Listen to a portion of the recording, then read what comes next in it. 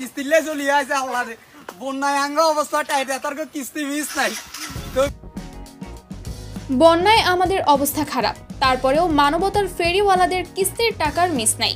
মরে গেলেও কিস্তির টাকা দিতে হবে।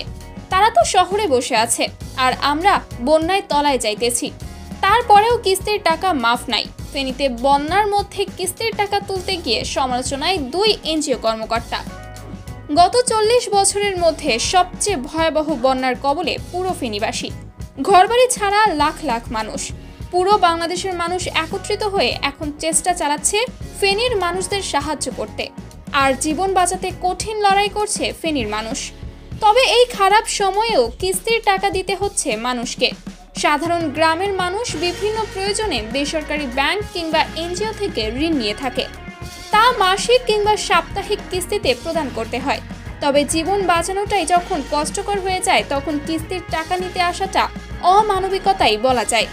এক ভিডিওতে দেখা যায় ফেনীর কোনো একটি গ্রামে বাইকে করে কিস্তির টাকা তুলতে আসেন 2 জন কর্মকর্তা।